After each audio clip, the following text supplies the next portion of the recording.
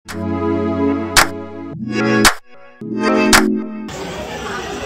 Mas, ini pagi-pagi ada acara apa sih ini, meriah banget kayaknya? Ya, hari ini adalah ini CFD Concert dan pertama kali live streaming ya di Indonesia di 4 Videotron. Kebetulan juga Warna-Warni support kita juga waktu kita World Tour kemarin. Poster tour kita ada di 20 titik ya, seluruh di Jakarta. Jadi ini bagian dari salah satu apresiasi saya untuk Warna-Warni juga, karena udah support musisi Indonesia untuk bisa lebih dikenal di luar. Kalau boleh tahu, Videotron itu apa sih, Mas? Kan masyarakat ada yang belum tahu juga. Ya, Videotron itu dulu kan billboard ya. Billboard kalau Videotron itu lebih kayak kita bisa beriklan tapi ada videonya gitu. Jadi movie lebih modern juga. Jadi kalau kalian mau memasang iklannya itu paling efektif sekarang di Videotron gitu, karena bisa ganti-ganti juga kan. Bisa dibilang ini CFD juga sekaligus memperkenalkan pertama kalinya 4 Videotron langsung. Ya, ini keren banget. Untuk pertama kali juga kayaknya ada gig di sini Indonesia pertama kali ada konser yang live streaming langsung di 4 Videotron yang berbarengan. Ya. Ini juga salah satu inovasi dari Warna-Warni sih untuk mendukung para brand untuk melakukan exhibition brand. ya. Kemudian Mas, nanti konser ini apakah nantinya akan terus dilanjutkan lagi gitu dengan undang yang lain? Nah, itu tanya Warna-Warni. Kemungkinan untuk acara ini akan dilanjutkan terus dengan artis yang lainnya kemungkinan dan mungkin 1 bulan bisa berjalan. Atau ada kemungkinan artis dangdut seperti Lesti Kejora kan lagi hot banget lagi. Gimana nih? Kan dia undang juga kan? Ya kemungkinan ya begini ya, kita bisa mendatangkan artis seperti Lesti ya. Mungkin nanti aja sih. Ya maksudnya dia nanti bisa komen mungkin siapa yang Ya, kira-kira siapa yang mau diundang ya? Mas Rian, untuk lagu sendiri jangan menyerah, mengingatkan seseorang yang tahun 2008 itu. Ya. Kenapa Mas tiba-tiba langsung inget di acara ini juga menyanyikan lagu itu, Mas? Ya, lagu itu selalu selalu nggak pernah kita bawain, karena emang orang-orang selalu pengen denger lagu itu, dan memang inspirasi dari lagu itu kan memang seorang anak pengidap kanker itu kan. Jadi ya aku pengen bisa berbagi cerita dan energi aja, bahwa orang yang lebih sulit atau bebannya lebih berat aja masih bisa semangat menjalani hidup ya. Jadi kita yang lebih sehat, kita yang mungkin badannya lengkap, walaupun kita mungkin lagi dalam kondisi paling buruk, kita harus tetap semangat dan tetap bisa yakin kita bisa bangkit gitu.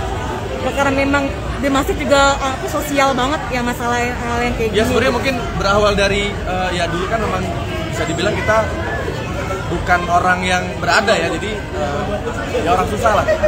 Jadi mungkin dari berangkat dari situ akhirnya bisa menciptakan lagu itu, dan mulai dari terciptanya lagu itu kita kayak wah, kita harus bisa bukan hanya band yang cuma buat happy tapi juga kita harus bisa bermanfaat untuk banyak orang juga, untuk lingkungan, untuk banyak hal gitu. Soal di Twitter nih Mas, yang di hype banget tuh Mas, yang 7 kali nembak itu gitu ya, kan. tuh sampai di repost banyak sama akun-akun besar portal hiburan ya, Instagram. Sebenarnya berawal dari karena kelamaan di jalan kemarin, jadi kita kan lagi ada tour menuju ke Danau Toba. Di jalan agak panjang tuh 5 jam di mobil, jadi biasanya suka iseng, suka ngayal-ngayal kalau lagi di jalan gitu kan. Karena biasanya lagu-lagu kayak aku bikin lagu juga biasanya pas di jalan tuh. Kadang pas lagi di pesawat juga kadang tiba-tiba dapat inspirasi lagu. Nah, waktu pas bikin tweet itu tuh juga lagi iseng juga sebenarnya, lagi kayak seru nih gue kalau cerita tentang dibalik lagu Cinta Ini Menuku, karena sebenarnya gue nggak pernah cerita yang detail sampai kayak gitu dimanapun. Dan gue ceritanya di Twitter, ternyata malah mungkin karena endingnya tuh ada kata-kata semoga lu dapet penjahat, itu yang lucu kali ya sebenarnya. Karena kan kebanyakan orang kalau mutusin seseorang atau misalnya menolak seseorang bilangnya kamu terlalu baik buat aku, dan itu kan alasan-alasan klise lah ya, alasan-alasan yang mungkin basi lah gitu, tapi lucu gitu. Karena waktu itu kan SMA memang selalu gitu ya, template banget alasannya.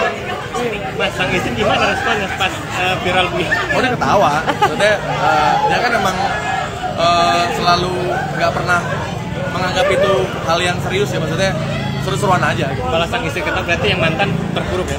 Sedih dia? Hah? Oh, nggak tahu.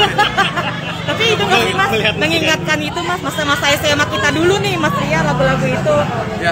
Teringat juga nggak sih masa-masa Ya, SMA gitu? seru-seruan aja, maksudnya itu kan jadi inspirasi, maksudnya sebenarnya bukan itunya, tapi yang mau aku share, tapi lebih ke bahwa yang terpurukan, patah hati, luka dalam hati kita tuh, kita nggak perlu terlalu jadi depresi juga. Kita harus jadikan itu sebagai inspirasi, jadikan itu sebagai karya. Itu sih sebenarnya pesannya itu sebenarnya. Lu kalau lagi sakit hati, lu jangan malah bunuh diri misalnya, kan banyak tuh yang karena putus cinta dan lain-lain. Justru ketika lu disakitin sama seseorang, buktikan dengan karya aja. Pasti nanti dia bakal nengok gitu. Mas, berarti bisa dibilang lagu terakhir lagu The Massive ini banyak kan 50-50 lah ibaratnya. Gimana? Ada kisah nyata dari Mas Rian dan teman-teman, bisa dibilang gitu Mas? Kalau aku bikin lagu pasti kisah nyata atau kisah sendiri atau kisah orang lain sih, biasanya gitu. Kadang ada orang yang curhat, aku bikinin lagu gitu. Ada beberapa lagu-lagu yang memang hasil dari curhatan beberapa orang. Atau misalnya aku bikin lagu buat penyanyi siapa gitu, misalnya Afgan atau Rosa kemarin, ya biasanya dia curhat dulu tentang dia lagi ngerasain apa, aku tulis liriknya. Dan gak nyangkanya hits ya? Ya, itu kan udah jalan Tuhan aja, maksudnya aku bikin lagu aja sih sebenarnya. Kalau populer, terkenal itu udah takdir. Mas, untuk world tour Mas, boleh world tour? Tour dunianya bisa diceritain?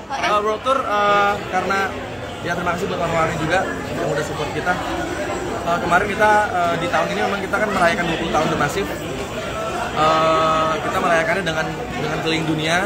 Kita kemarin sudah ke tur Amerika, di UK kita untuk pertama kali ada band Indonesia manggung di Old Trafford kemarin ya. Terus habis itu kita manggung di Hamburg, main di Kiel, itu Kiel nggak jauh dari Hamburg di Jerman juga. Terus kita main di Amsterdam, lalu Paris di Prancis. Nah ini kemarin kita baru pulang dari Melbourne sebenarnya, tapi 2 hari lagi kita berangkat lagi ke Sydney, Australia. Nanti akan ada main lagi di beberapa negara lagi di tahun ini. Antusias penonton di Old Trafford, apalagi kan Mas sama-sama suka Red Devil. Gimana nih Mas? Rasanya wow. Ya sebagai fans MU dari kecil ya, tiba-tiba kita dapat kesempatan manggung di Old Trafford tuh seperti ya kayaknya nggak banyak orang bisa ngerasain ya. Maksudnya kita mendapatkan kesempatan itu luar biasa. Begitu kita pas nonton MU kita disebut nama The Massive juga di Old Trafford. Terus waktu manggung kita ditonton sama Alan Keegan, itu yang Voice of Old Trafford yang sering menyebut nama pemain di stadion. Itu emang itu emang dari pihak manajemen atau ke Old Trafford atau gimana Mas? Ya, Kok bisa ke Old ada Trafford? event organizer yang undang kita dan kita bisa main di sana. Terakhir. Siap. Oke. Terima kasih Mas. Terima kasih sudah menonton video ini. Jangan lupa subscribe dan aktifkan lonceng notifikasi supaya kamu nggak ketinggalan video terbaru dari Grid.